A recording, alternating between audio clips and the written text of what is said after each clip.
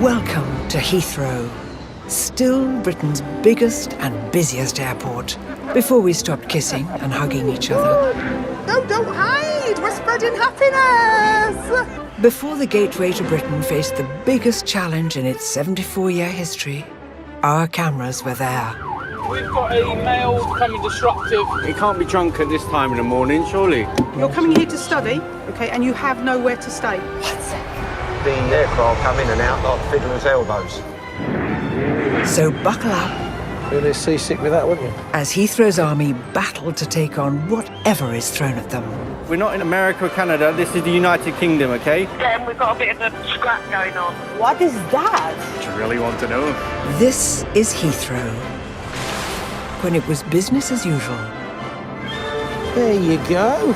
At Britain's busiest airport.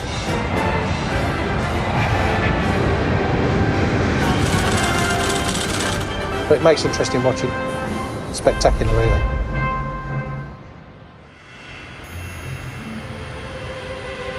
Last year, Heathrow was the UK's most punctual airport, with an average delay of only 12 minutes. But if you do find you're still sitting in the terminal hours after departure time, it's probably down to one single factor: the weather. Storms are sweeping across the UK, bringing heavy rain and gales, meaning weather warnings are in place across the whole country. Frequent storms have brought the most challenging conditions of the year so far. And with continued disruption predicted, all eyes are on Heathrow. Oh, he's going to go around. Is he going to go around? Kiara and Dennis are both extratropical cyclones, formed of low pressure whirling anti-clockwise, lasting up to a week. And although they bring lashing rain and winds of up to 80 miles per hour, it's no drama for any pilot. With years of training and experience, they know exactly how to land safely in these conditions.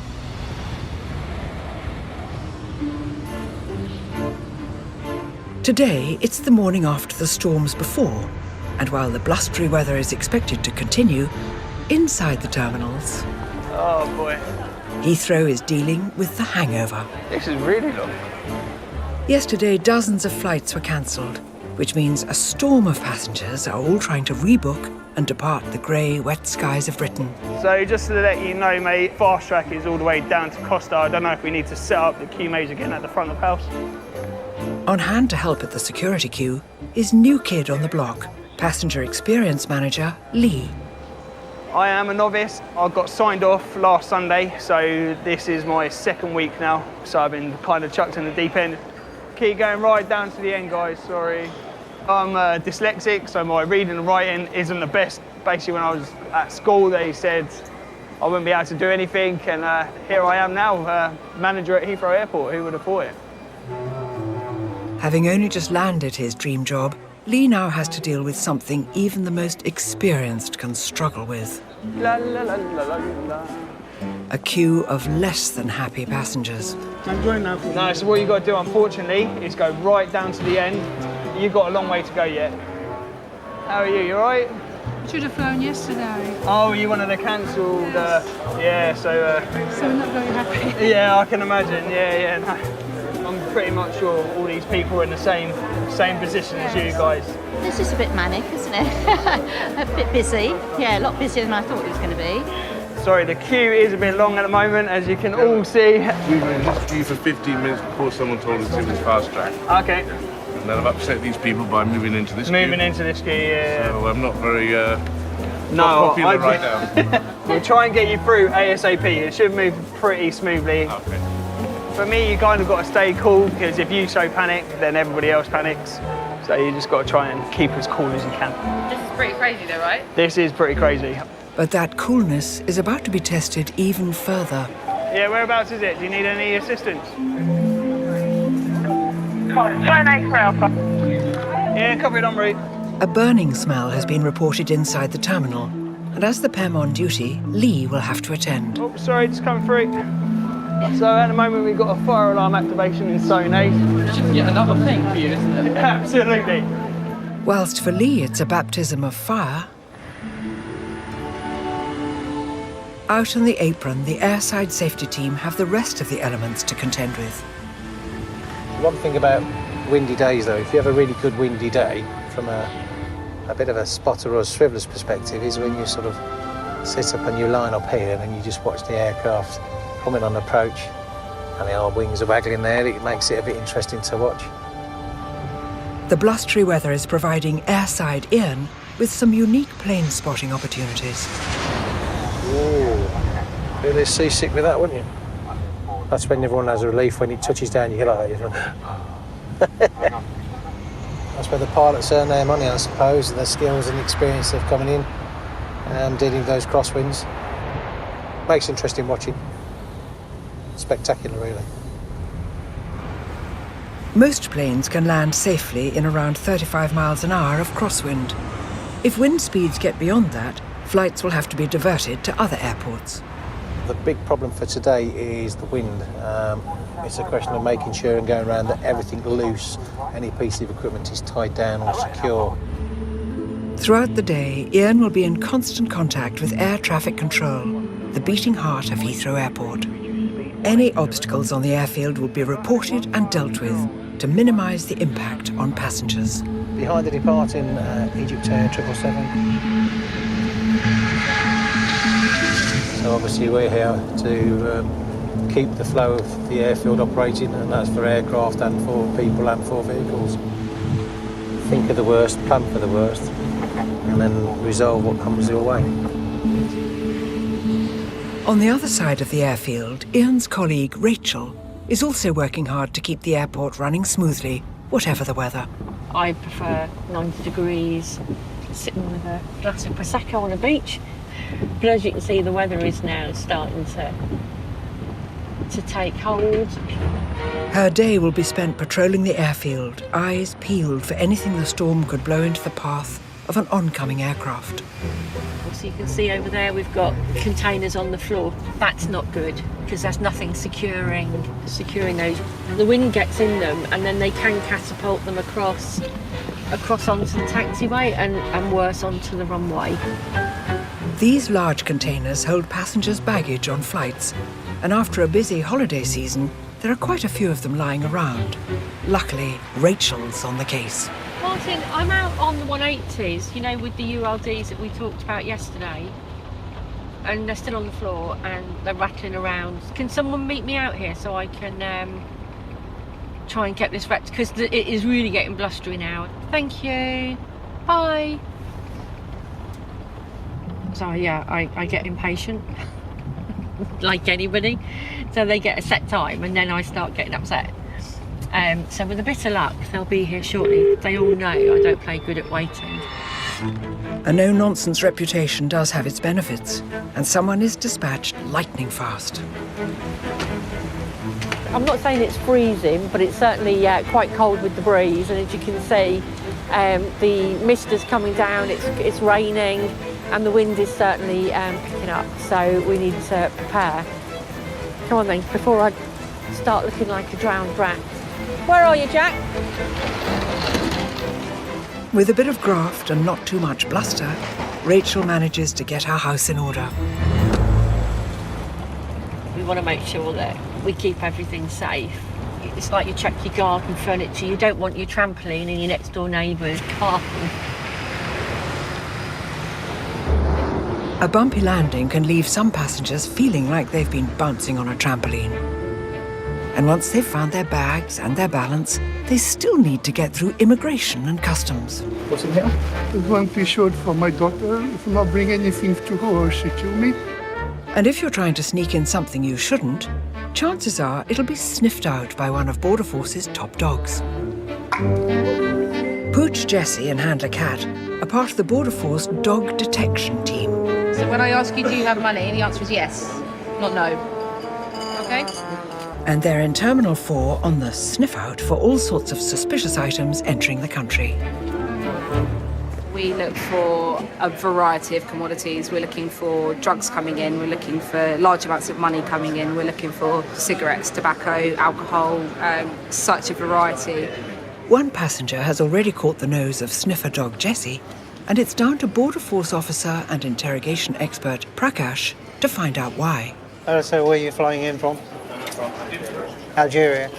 Okay, just come over, please. Are you travelling alone? Just one person? Yeah. Okay, just put your bag over there for me, please. Hold on. Huh? How long will you be in the UK for? I'm come to UK for 1 month. 1 month? Yeah. And why have you come here? For buy any market clothes and shoes, and I'm going to Algeria for sale. So you're buying clothes and shoes in the UK? Yeah. And then you sell it in Algeria? In Algeria, in shop and in a market. In a year, how many times do you come? Maybe I'm coming 6, 7. 6 to 7 times? Yeah. How much money are you carrying with you? 100 for traveling to Tehran all day. So that is £100? Yeah. Okay, just put the money over here.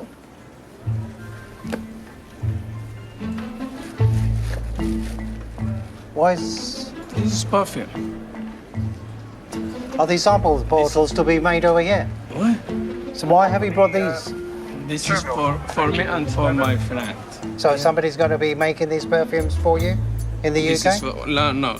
This perfume for Is this why you got logos of Chanel over here? Valentino? Dolce Gabbana. Dolce & Gabbana? Yeah. Another Chanel? Counterfeit goods cost UK companies over £9 billion a year in lost revenue. And this man could be bringing in sample bottles to mass-produce his own cloned cologne. So you're going to get somebody to make these perfumes over here and take it to Algiers, is that correct? No, this is perfume for me and for my friend, not for business or that. If it is, he'll be facing heavy fines or a 2-year prison sentence. Something about this perfume definitely smells fishy.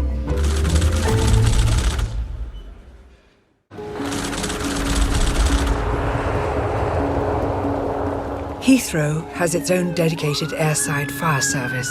They can get to any point on the airfield within 3 minutes of getting the call. For anything landside, APOC, the control centre of the airport, has a direct line to the London Fire Brigade, who are now responding to a burning smell in T3. Where is it? We're upstairs. We can smell some burning, but not actually. We haven't located the areas. It takes under 6 minutes for the fireman to reach the terminal, so as the PEM on duty, new boy Lee will have to get a move on. It's the third floor, room 3540. That's upstairs. Thankfully, he's just finished his airport orientation training, so he knows Terminal 3 like the back of his hand. Good control. There is notes on the smoke fire that there's some electrical burning. Staff in this airline admin office have smelled burning coming from an electrical cupboard and raised the alarm. This one? Yeah. Is that unlocked? Yep. Happy? It's the smell of burning in here. If they can't find the root cause of the burning, they could face a full-scale evacuation of the terminal. If the alarms went off, if it was all bells, everything all going, we would have to evacuate everything. All 3 levels, so it'd be this level, next level, and the ground level, and also zone A on departures. Hiya, is that Tech 4? We have a smell of burning upstairs on the 3rd floor in the south wing. I'm not quite sure if you're aware. With thousands of passengers and staff at risk of being evacuated, an electrical engineer is called to the scene. You can smell it though, can't you? Yeah. What I'd have to do is switch it off and then take the panel off and have a look behind it, but to switch it off, you lose... Well, it's one of those things. You lose the power. Right, I'm going to kill the power now. Tell them I'm going to kill the power here. Yep, no worries, I'll get onto that straight away. I'm going to be an absolute nightmare now. Save all your stuff, because all the computers are going to go. We'll see it when it's taken out. We just might need to back up a bit if we can give the gentleman some space. Yeah.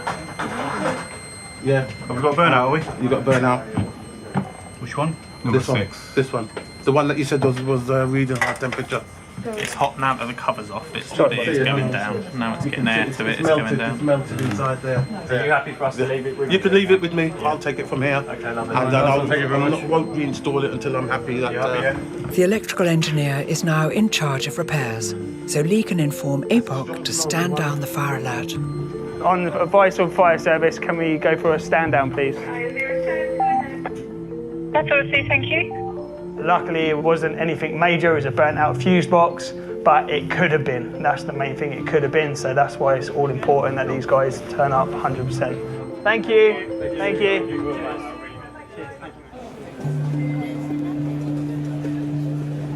So all these goods you buy from the UK or other places as well? This is from in Algeria. In Algeria. In Terminal 4, Border Force officers Prakash and James are questioning a man from Algeria who's travelling alone with a lot of cologne, and something doesn't smell right. I think these are just like sample bottles for him to make over here. They look like cheap knockoffs of designer brands, and officers suspect they may be samples for mass production of counterfeit perfume. Whilst it's only a small amount, we don't know what that amount is going to be used for. Pourquoi? Pour moi and pour my friend. If they're for his personal use, that's fine. I'm not really too concerned about that. However, the number of them and the different ranges would suggest that potentially they're going to be used for commercial purposes as a blueprint for more. So if you go onto a market and you're ostensibly buying a Chanel perfume with good faith and you spray it onto your face and all of a sudden your face falls off, then, you know, this is a problem. Last year, Dior's Eau Sauvage was the most bought aftershave for men in the UK. And whilst buying a fake bottle of it isn't illegal, replicating it for profit is. If you bring counterfeit things to the UK, it is a problem. Yeah. And it could land you in trouble. I strongly suspect, that there is something fishy going on. Have you previously been stopped by customs or police, immigration, anybody? No. No? Never? No. As part of their border protection, the Home Office keeps track of any persons of interest coming in and out of the UK. When are you returning back to Algeria? Yeah. Next month. Next month, what Yeah. date? 20 of April. April? April. Next month is March. No, I rest 1 month, 20 days. So you're staying here for 8 weeks, not 1 month then? I think this needs to be looked at on his way out, depending on what goods he's taking out. So we would be definitely interested. So we definitely have to just bide our time on that one and wait. Bide our time on when he's flying out. Okay. There's a possibility that we can get a lead onto organised crime. Unable to prove that the passenger has plans to reproduce the perfume to sell abroad, officers decide to re-interview him when he flies back to Algeria. He stated that they were going to be gifts for friends. I don't know what type of friends he has, but I am not sure I would be giving my friends counterfeit Chanel perfume as a gift. My Christmas card list would dwindle immeasurably. With passport and perfume in hand, the passenger is free to go. Thank you very much, sir. But now he knows that Border Force are on the scent. Outside, Storm Kiara still hasn't run out of steam, and neither has airside Ian. Despite being battered by the elements, he's so far helped keep the airfield free of debris.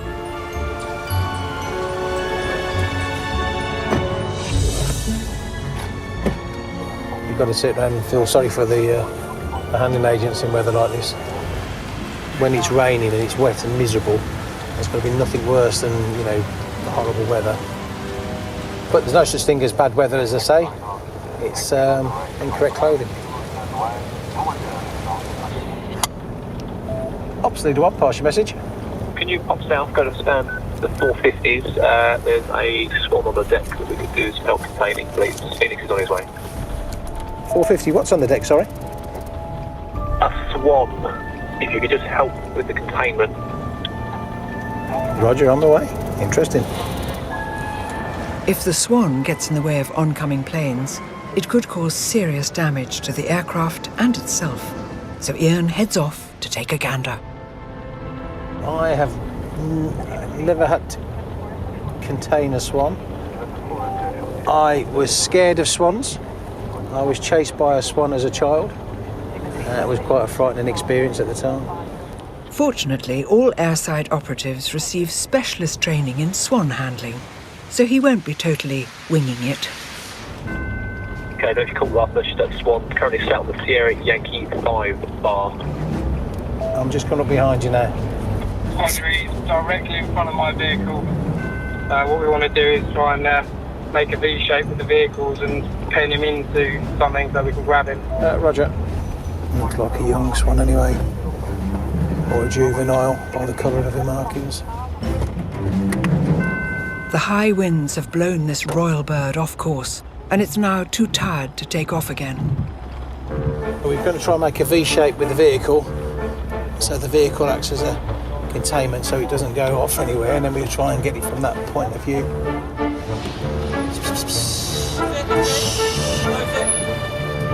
Once captured, they'll take it to the Swan Sanctuary so it can be released away from the airport.